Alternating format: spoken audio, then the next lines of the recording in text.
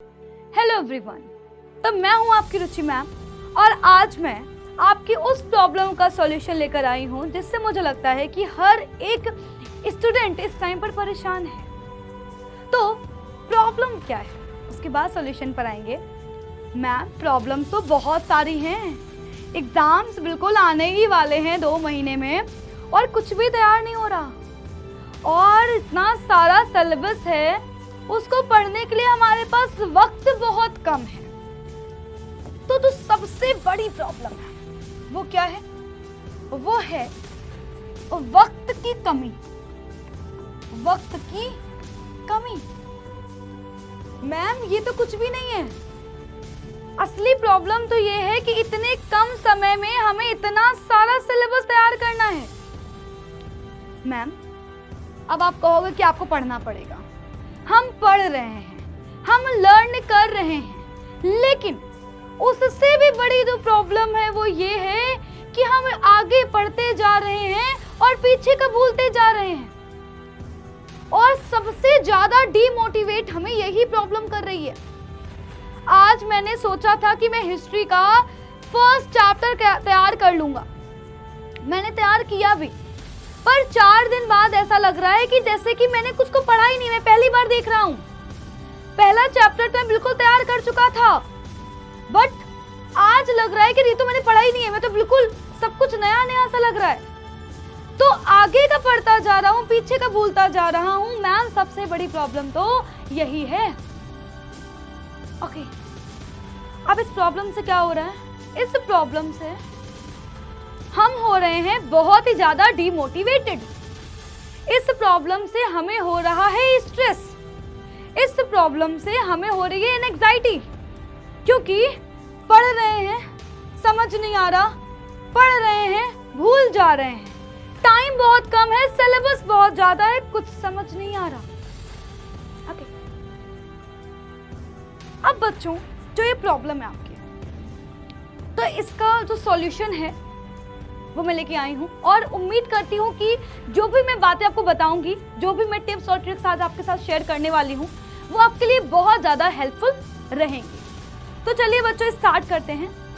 तो सबसे पहली चीज है वो ये है कि इस टाइम पर आप सभी को, जो भी बच्चा इस वीडियो को देख रहा है, चाहे वो किसी भी क्लास का हो, आपको सबसे पहले खुद से ये बोलना है कि हाँ मैं कर सकता हूँ, मेरे से नहीं होगा, मैं नहीं कर सकता, इन सेंटेंसेस में से नहीं को हटा दो।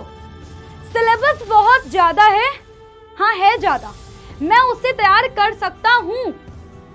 टाइम बहुत कम है, पढ़ना बहुत सारा है, हाँ मैं पढ़ सकता हूँ। मैं नई नई चीजों को याद कर रहा हूँ, समझ रहा हूँ, कुछ समझ नहीं आ रहा, ये चीज हटा दो, मैं समझ सकता हूँ। लॉन्ग आंसर्स मैं याद कर सकता हूँ, ऑब्जेक्टिव क्वेश्चंस मैं तैयार कर सकता हूँ, प्रीवियस ईयर क्वेश्चंस मैं तैयार कर सकता हूँ, फिजिक्स हो, केमिस्ट्री हो, बायोलॉजी हो, कोई भी सब्जेक्ट हो मैं तैयार कर सकता हूँ, मैं बोर्ड में टॉप कर सकता हूँ, मैं एग्जाम में अच्छे मार्क्स ला सकता हूँ। ये बात आप सभी को पहले तो खुद से बोलनी है, दिन में 1 बार नहीं, 10 बार नहीं, 50 बार बोलो, ठीक? पॉजिटिव एनर्जी बच्चों, पॉजिटिव एनर्जी बहुत बड़ा रोल प्ले करेगी। आगे बढ़ेंगे बच्चों, ये तो हमें पता है कि अगर हार्ड वर्क और डेडिकेशन आपस में अगर मिल जाए तो आपकी सक्सेस बिल्कुल फिक्स है, तय है। अगर हम कठिन परिश्रम बिल्कुल शिद्दत के साथ करते हैं तो हमारा सफल होना बिल्कुल बच्चों तय है, उसमें तो कोई दो राह ही नहीं है, इसमें कोई शक ही नहीं है। तो शिद्दत, डेडिकेशन, कंसिस्टेंसी ये आपको दिखानी पड़ेगी। अब जो आप इतना हार्ड वर्क कर रहे हैं, लर्न कर रहे हैं, पढ़ने की कोशिश कर रहे हैं, अब ये जो आपका हार्ड वर्क है ये बिल्कुल व्यर्थ ना जाए, ये एक सही डायरेक्शन में रहे, इसके लिए बच्चों मैं आपकी मदद करूंगी। तो अब सबसे पहली चीज जो आप सभी को इस टाइम पर करनी है वो ये कि आप सभी को खुद को पुश करना है। क्या करना है? आप सभी बच्चों को खुद को पुश करना है। कैसे पुश करेंगे? मान लीजिए कि आपको फिजिक्स का कोई चैप्टर नहीं आता है, पहले तो डिसाइड करो कि नहीं यार मैं चैप्टर तैयार कर सकता हूँ। पहला स्टेप हो गया पुश करने का। दूसरी चीज, खुद के लिए टारगेट डिसाइड करो कि मैं इस दिन में इतना पढ़ूंगा, या फिर इस वीक में मैं इस सब्जेक्ट को तैयार कर लूंगा, अगले वीक में मैं दूसरा सब्जेक्ट तैयार करूंगा, या फिर इस पूरे महीने में मैं थ्योरी कंप्लीट करूंगा, अगले महीने में मैं क्वेश्चंस की प्रैक्टिस करूंगा, है ना। तो जो ये टारगेट्स हैं, आप सभी को सबसे पहला काम तो यही करना है कि अपने अकॉर्डिंग टारगेट सेट करने हैं, ठीक है। टारगेट्स आपको सेट करने हैं और उन टारगेट्स को सेट करने के बाद खुद को पुश करना है कि यार मैं कर सकता हूं, मैं करूंगा। अगर आज मैंने बैठ के टारगेट बनाया है कि कल से मुझे हिस्ट्री पढ़नी है 2 घंटे, हिंदी याद करनी है 1 घंटे, इंग्लिश याद करनी है 2 घंटे, मैथ्स लगानी है 4 घंटे, तो मैं ये काम करूंगा। टारगेट सेट कर लिया आपने, खुद को पुश करना है, ठीक। अब जो रियल प्रॉब्लम है वो ये है कि मैम हमने पढ़ाई करी थी, पर असल में समस्या तो यही है कि आज जो मैंने तैयार किया मैं 1 हफ्ते बाद उसे भूल रहा हूँ। आज जो मैंने ऑब्जेक्टिव क्वेश्चन आपकी क्लास में देखे थे वो तो मुझे सारे आ रहे थे, पर यही जब क्वेश्चन मैं 1 हफ्ते बाद देख रहा हूँ तो लग रहा है जैसे पहली बार देख रहा हूँ। तो प्रॉब्लम तो यही ना मेन। मैम आप इस पर बताओ। तो यानी कि मैंने जहाँ से चलना शुरू किया था मैं तो वहीं पर आ गया। फिजिक्स में बोले तो मैम हमने दूरी तो बहुत तय करी पर विस्थापन तो 0 हो गया। फिजिक्स की भाषा, मैडम जी दूरी तो बहुत तय कर ली है पर असल में विस्थापन तो 0 रहा। मैंने 1 हफ्ते या 15 दिन से मैं पढ़ाई कर रहा हूँ और आज लग रहा है कि रिजल्ट 0। यही टॉपिक तो मैंने 15 दिन पहले पढ़ा था। प्रकाश, परावर्तन, अपवर्तन, आपने सबसे पहले यही चैप्टर तो पढ़ाया था, पर आज इसी का ही मुझे नहीं आ रहा है क्वेश्चन।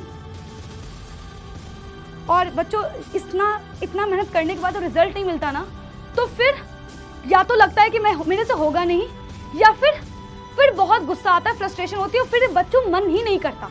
जो डिमोटिवेशन यहाँ पर मिलता है, जो स्ट्रेस यहाँ पर मिलता है बेटा, उसको मैं पता है मुझे, क्योंकि मैं भी कहीं ना कहीं आपकी जगह पर थी एक टाइम पर। तो अब इस प्रॉब्लम का सॉल्यूशन क्या है? प्रॉब्लम अगर है तो बेटा सॉल्यूशन भी होगा। तो अब बात करते हैं सॉल्यूशन की। तो अगर सॉल्यूशन मानने के लिए तैयार हो, जो भी मैं बातें बताऊंगी अगर उन टिप्स को फॉलो करने के लिए तैयार हो तो ही आगे की वीडियो देखना, अदरवाइज वीडियो को बंद कर दो, अपना डेटा वेस्ट मत करो और तुम वीडियो छोड़ के जा सकते हो। तो आगे मैं स्टार्ट करती हूँ। तो जो भी आप पढ़ रहे हैं उसको ज्यादा लंबे समय तक याद कैसे रखना है उसके बारे में अब मैं बात करने वाली हूँ। सबसे पहली चीज कि खुद का टीचर आपको खुद बनना है। खुद का टीचर खुद बनना है। आप कहेंगे मैम फिर आप क्या करेंगी? अगर हम ही खुद का टीचर बन जाएंगे तो आप क्या करेंगे?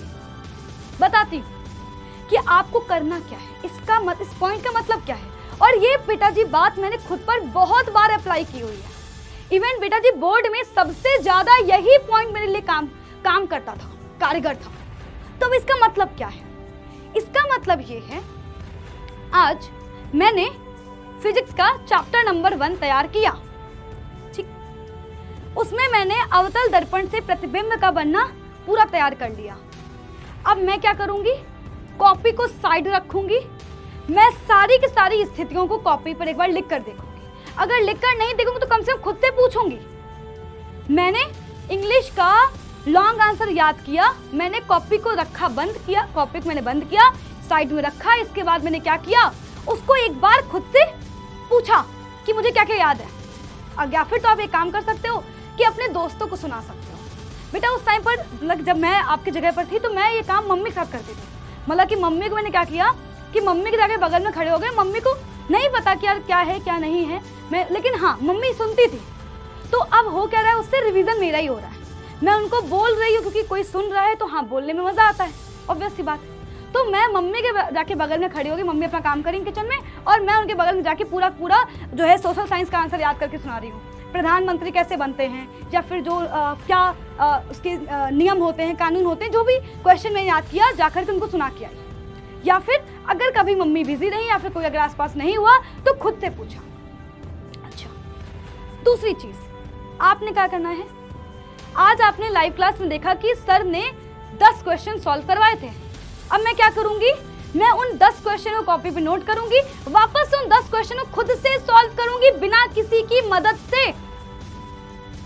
मैंने आज एक क्वेश्चन को सीखा, मैंने आज मैप की क्लास देखी कि हाँ इंडिया के मैप में ये जगह होती हैं। फिर मैंने क्या किया, मैंने उस वीडियो को बंद किया, फोन को साइड किया, मैंने जो है मैप का जो पेपर है उसको खरीद के लाई, मैंने उस मैप में खुद से ड्रॉ किया कि यार क्या सच में अरुणाचल प्रदेश जहाँ पर है मैं वहीं पर ड्रॉ कर रही हूँ, या फिर हिमाचल प्रदेश की जगह मैं अरुणाचल प्रदेश को ड्रॉ करके आ रही हूँ। तो खुद का टीचर खुद बनो। आपने कोई लॉन्ग आंसर याद किया, आपने कोई भी मान लो मानव हृदय है, आपने देख लिया कि डायग्राम कैसे बनता है, ठीक है, आपने एक बार देख लिया, खुद से बनाकर देखा। कोई लॉन्ग आंसर आपने क्या किया, उसको वापस से लिख कर देखा और उसको फिर चेक करो, उसको रीचेक करो और फिर देखो कि क्या जो तुमने 1 घंटे पढ़ाई करी है, क्या जो तुमने 2 घंटे पढ़ाई करी है, क्या वो सच में सही करी थी या फिर उसमें मुझे कितना याद रहा है। ठीक, तो अब बच्चों पहला पॉइंट ये है, आपको अगर ये पहला पॉइंट नहीं कर सकते हो तो फिर आपको जो याद रखने के जो चांसेस है वो थोड़े से बेटा कम रहेंगे, क्योंकि ये पहला पॉइंट बहुत बहुत बहुत ही ज्यादा बेटा काम करता है। और आप बेटा एक बार ट्राई करके जरूर देखना, मैं गारंटी दे सकती हूँ 99% तक ये काम करेगा। अच्छा, तो सेकंड पॉइंट है, लिख कर याद करो। मैडम जी बहुत लोगों ने बोला है, आप पहली बार नहीं बोल रहे हो, लेकिन हमने आज तक कभी करके देखा नहीं है। जो याद कर लेते हैं वो हम लिख के देखते नहीं है, क्योंकि याद हो गया है तो उसको लिख के क्या देखना, टाइम वेस्ट है मैम। जो याद है नहीं उसको हम लिख कैसे पाएंगे, सोचने वाली बात है। जो याद ही नहीं उसको क्या ही लिखेंगे, और जो याद हो चुका है उसको क्या लिख कर देखना। मैडम टाइम वेस्ट है, पन्ना वेस्ट है ना, पेन की स्याही मेरी वेस्ट हो रही है। ये हम करते हैं और आप में से बहुत सारे बच्चे करते हैं। 100 में से 75 बच्चा यही करता है, 25 में से 15 बच्चे ऐसे होंगे जो मन से नहीं करते हैं, ऐसे कर लेते हैं खाली, बस कुछ ही नहीं गिने बच्चे हैं जो यहाँ ये काम करते हैं।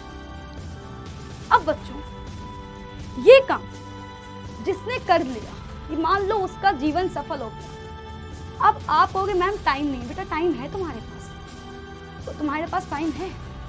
अब इसको कैसे कर सकते हो, मैं अपनी जो एक्सपीरियंस मैं आपके साथ शेयर करना चाहूंगी।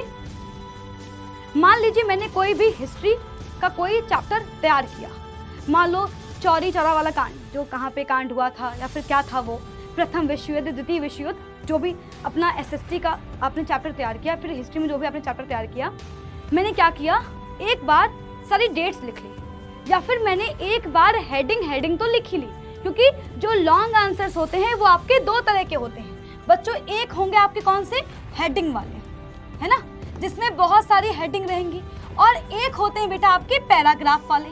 अब मैं क्या करती थी, मैंने एक काम किया कि पहले तो देखो, सबसे पहले मैंने क्या किया कि जो हेडिंग वाला है, सबसे ज्यादा जो स्ट्रॉन्ग पॉइंट है वो ये है कि सारी हेडिंग उस आंसर की याद होनी चाहिए, और उन सारी हेडिंग, मान लो पहली हेडिंग, दूसरी हेडिंग, तीसरी हेडिंग, चौथी हेडिंग, जितनी भी हेडिंग्स हैं उन सारी हेडिंग को याद कर लो, और उस पूरी मान लो पहली हेडिंग में कोई एक पॉइंट बहुत ही ज्यादा इंपॉर्टेंट होगा, पूरी कहानी उसी पॉइंट के चारों तरफ होगी।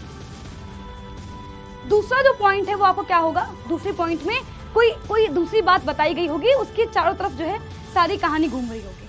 तो ऐसे करना क्या है आपको, आपने कोई लॉन्ग आंसर याद किया, ये काम तो हम कर सकते ना, कितना टाइम लेगा ये, हाँ कितना टाइम लेगा। मान लो विद्युत धारा जनित्र है ना, या फिर मान लो कि अपना जो है विद्युत मोटर है, अब उसके बहुत सारी पूरी वर्किंग है, मान लो सिद्धांत में क्या है, मान लो लिख दिया कि हाँ जो जनित्र है वो वैद्युत चुंबकीय प्रेरण के सिद्धांत पे काम करता है। जो उसकी पहली हेडिंग है उसमें मैंने देखा यार अच्छा हाँ कुंडली का काम तो ये है, आर्मेचर का काम तो ये है, इसका काम ये है। तो इस तरह से हुआ क्या, मैंने हेडिंग याद कर ली और इनको लिख के देख लिया एक बार, किस हेडिंग में किस बारे में बात हुई थी मैंने वो लिख लिया। कितना टाइम लगेगा, लिख कर याद तो हो गया, हो गया। अब जब आप लिखोगे तो आपके दिमाग में छप रहा है, कॉपी में नहीं छप रहा है, दिमाग में भी छप रहा है भाई। पैराग्राफ, इन पैराग्राफ को टुकड़ों में तोड़ो। लॉन्ग आंसर्स में जैसे इंग्लिश के जो लॉन्ग आंसर्स हैं उसमें क्या है, बहुत बड़े बड़े पैराग्राफ्स होते हैं। हर एक पैराग्राफ में 3, 4, 5 लाइन ऐसी ढूंढो कि जो इंपॉर्टेंट, मान लो बहुत लंबा पैराग्राफ है तो उसमें ढूंढो कि यार कौन सी बात सबसे ज्यादा इंपॉर्टेंट है। उन सारी बातों के एक बार तो लिख के देख सकते हैं। और मैंने क्या किया, मान लो मैंने फर्स्ट चैप्टर में देखा कि यार ये वाला लॉन्ग आंसर तो हमेशा आता ही आता है, जैसे मान लो अगर मैं अपने सब्जेक्ट में बात करूं तो विद्युत जनरेटर तो आता ही आता है, तो मैंने क्या किया, मैंने एक बार पूरा आंसर लिख करके देख लिया, क्योंकि अक्सर ऐसा होता है कि हमें याद हो गया, समझ में आ गया, पर जब हम पेपर में लिख के आते हैं तो लगता है कि भाई मुझे तो पूरा आता था पर फिर भी मैं यहाँ पे लिख नहीं पा रहा हूँ, ये तो केवल एक पन्ना भी नहीं भरा, इसमें तो दूसरी हेडिंग मुझे याद ही नहीं है। तो उसका ये हुआ क्यों? क्योंकि भाई आपने पहले कभी लिख कर देखा ही नहीं है, सीधे जाकर के आप परफॉर्मेंस दे रहे हो एग्जामिनेशन हॉल में, तो ऑब्वियस सी बात है गलतियां भी वहीं पर ही होंगी। तो भाई अगर हम पहले लिख कर देख लेंगे तो हाँ, गलतियां हमसे जो हो रही हैं उसका सुधार हम पहले कर लेंगे और हमारी परफॉर्मेंस अच्छी होगी एग्जामिनेशन हॉल में। तो ये पॉइंट भी बेटा जी बहुत बहुत बहुत ज्यादा इंपॉर्टेंट है। और अगर आप चाहते हो सच में कि सारे सिलेबस को हम क्या करें, सारे सिलेबस को हम बिल्कुल ऐसे तैयार कर लें जो हम पढ़ रहे हैं हमारे दिमाग में बस जाए, तो आपको ये दूसरा पॉइंट तो करना ही पड़ेगा। तीसरी चीज, अब आपने मान लीजिए भौतिक विज्ञान में विद्युत चैप्टर पढ़ लिया, आपको फॉर्मूले भी आते हैं, पर उन फॉर्मूले का यूज क्या है? आपको गणित में ट्रिग्नोमेट्री तो आ गई, हाँ हमें पता चल गया sine square theta plus cos square theta equals to 1 होता है, फॉर्मूले तो आपने रट डाले, पर उन रटे हुए फॉर्मूले का यूज क्या है भाई? क्या यूज है?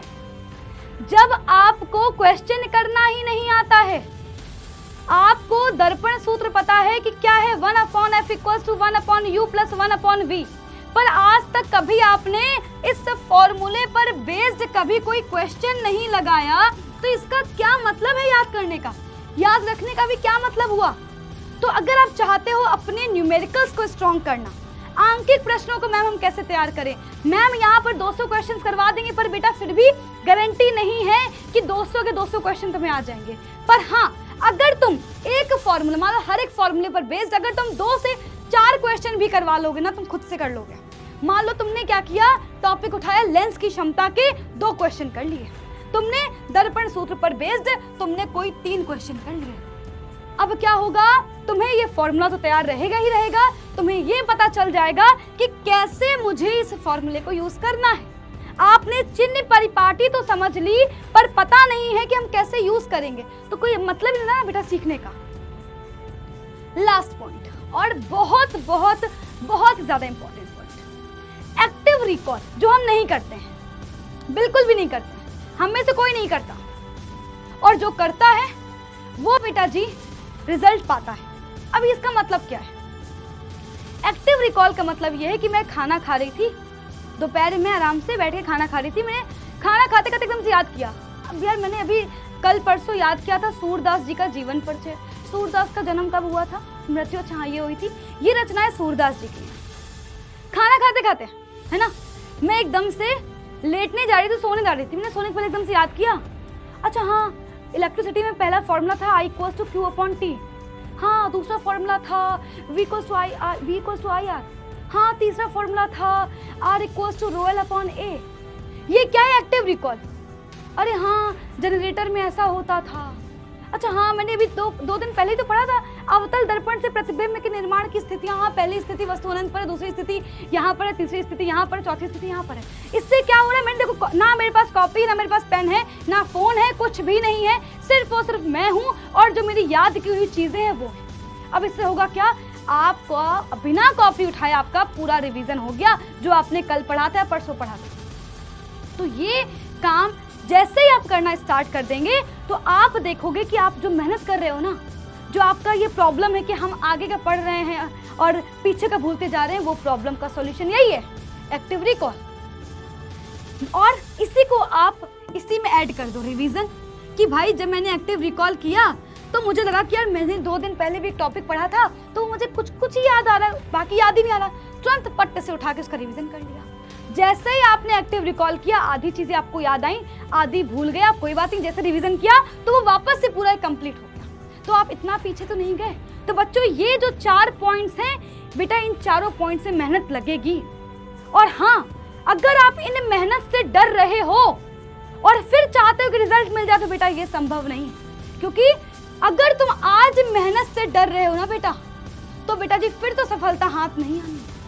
और हाँ, जो ये मेहनत है तुम्हारी, आज की जो ये की हुई मेहनत है, यही बेटा कल तुम्हें सफलता दिलाएगी, क्योंकि जब तक तुम खुद को आग में नहीं झोंकोगे, जब तक तुम बिल्कुल खुद को बिल्कुल भूल नहीं जाओगे कि यार क्या चल रहा है मेरे अगल बगल, सिर्फ और सिर्फ अपने यही याद रहेगा कि हाँ आज मुझे ये तैयार करना है, आज मैंने ये पढ़ा था, कल मैंने ये पढ़ा था, जब तक बेटा जी तुम इस प्रकार से खुद को नहीं झोंक दोगे बेटा, तब तक तुम हीरा बनकर नहीं चमकोगे। अगर हीरा बनना है तो आपको खुद को आग में झोंकना पड़ेगा।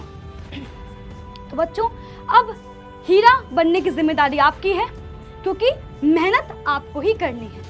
मेहनत कैसे करनी है बेटा, वो रास्ता मैंने आपको बता दिया है। क्या ये तरीके आप अपनाओ, और इन तरीकों में से मैं कह रही हूँ कि अगर आपने एक तरीका भी उठा लिया ना और बिल्कुल कंसिस्टेंसी के साथ अगर किसी एक फॉर्मूले पर भी चल लगी है, तो बेटा जी आप मानिएगा कि हाँ मैम ने बिल्कुल सही कहा था। और आज ये मैम की एक बात नहीं, मतलब मैम ने तो 4 बातें बताई थी, मैंने तो एक ही फॉलो करी है, और इस एक बात से मुझे इतना बढ़िया रिजल्ट मिल रहा है। तो बच्चों, हीरा सबको बनना है, और हाँ हम खुद को आग में झोंकेंगे मैम, कोई बात नहीं, क्योंकि मैं कर सकता हूँ, आई कैन डू इट। बच्चों, मिलते हैं आपसे अगले सेशन में। All the very best.